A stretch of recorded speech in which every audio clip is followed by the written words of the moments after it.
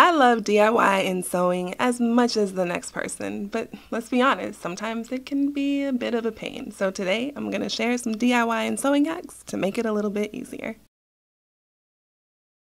You are watching Madeira 037. Threading a needle can be one of the simplest and trickiest things to do. I mean, look at this, it's frustrating and we don't want to do the saliva thing. So go ahead and grab some hairspray. Any old hairspray will do. Do a couple sprays on your thread, let it dry, and look at that. Glides through like butter. Make sure that you keep your scissors separate. Have scissors that you use strictly for fabric and ones that you use for cutting patterns and other things. This way you keep your scissors nice and sharp. Now if you're like me and you do a lot of DIY patterns using freezer paper or wax paper, instead of pinning it down, you can actually take that pattern and iron it with the wax side down. Sticks to your fabric, super simple. You can go ahead and cut it out without any pins.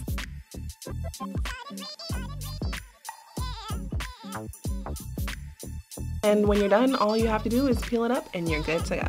Now let's say you forget because, stuff happens and you use your good scissors to cut your pattern. No big deal, grab some aluminum foil, make a couple slits, and your scissors will be sharp like new. Thumbs up if everyone in your household knows not to touch your good scissors.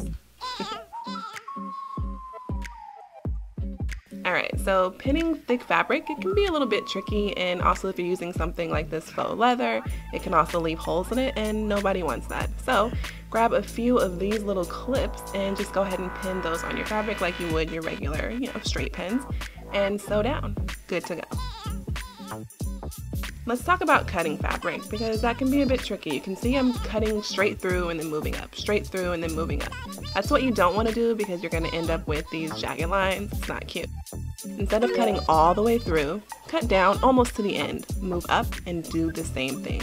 Keep doing that over and over and you'll have a nice straight line. Pattern weights. Look at these things. That's expensive. I'm not spending that much for pattern weights, so head to your local hardware store, grab some of these flat washers. They're super inexpensive. Grab quite a few of them like I did, and instead of using pins to pin your pattern down, you can actually just use these bad boys. What I did was just go ahead and glue them together with some fingernail polish because that's what I had on hand. You go ahead and place those on top of your pattern, it weighs it down, and you can cut it out. Pins can get everywhere, I mean everywhere. So go ahead and grab a magnetic pin holder. These are super inexpensive but super convenient as well. Your pins will just stick to it. You see that? They just pile up and stick right there in the center. Even if I tip it over and shake it, they're not going anywhere. And if you're like me and you end up with pins everywhere on your floor, just go ahead and turn it over and use that to pick them all up. This one you guys may have seen. This is a super easy trick. All you need is 2 pencils. You'll go ahead and put a rubber band around them and voila, like magic, you can now mark seam allowances. Super simple and it works really well with curves. Let's talk about pinning your fabric. This is a major key. It's pretty crucial. So you want to make sure that you put your pins in straight, leave a little bit out on the ends so that they're nice and easy to pull out so that you don't break your needles while you're sewing. Super simple. A little different if you're going to be using them on your serger. You want to pin them like so. This way you actually don't even have to take them out when you're working on your serger. You just keep going. Maybe you have some, difficulty sewing in a straight line because you're just starting out, or it just can be tricky sometimes. So grab some painter's tape, go ahead and tape it down onto your machine, line your fabric up right along the edge, and then just go ahead and sew down. When you're done, it comes off without leaving any sort of residue. Fabric that frays can be the worst and super annoying, but all you need are these bad boys right here, which are pinking shears. You can see they cut your fabric with the little diamonds there, triangles, whatever you want to call them, but it keeps your fabric from fraying.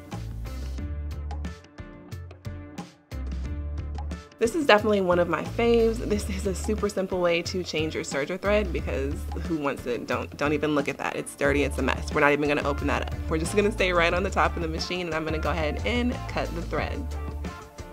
So you can see I cut my 2 threads. I didn't cut my needle threads, but I'm gonna go ahead and cut those, replace them with the new color that I will be choosing. And you want to leave enough room so that you have enough to go ahead and tie it off into a little knot, like so. There's a close-up look at the knot. You just want to go ahead and make a little slit good to go. And go ahead and do that on your next thread. Do the same thing, repeat the same process, tie a knot, and you'll go ahead and cut it off. Make sure all your tensions are set to 0 and you can just go ahead and start serging. You see that your new color is already starting to come through.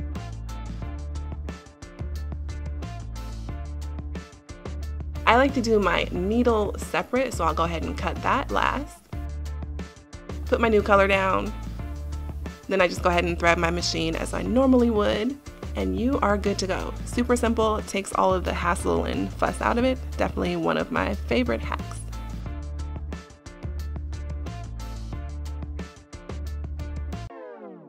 Sometimes your pins can be a little bit stubborn and they don't want to get through your fabric, especially if you have multiple layers. Grab a bar of soap, stick those pins in there, and it puts a little coating on them so that it makes it nice and simple and easy to get your needles through your fabric.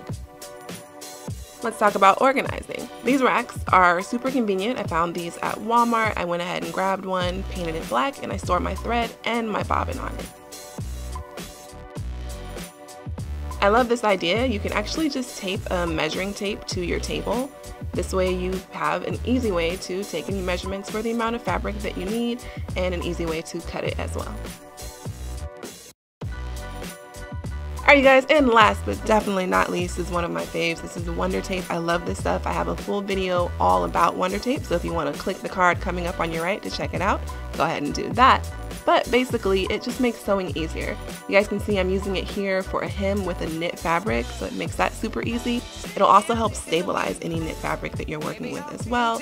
You can use it for doing different things like adding piping instead of having to pin multiple layers. Just go ahead and throw some Wonder Tape down and you are good to go.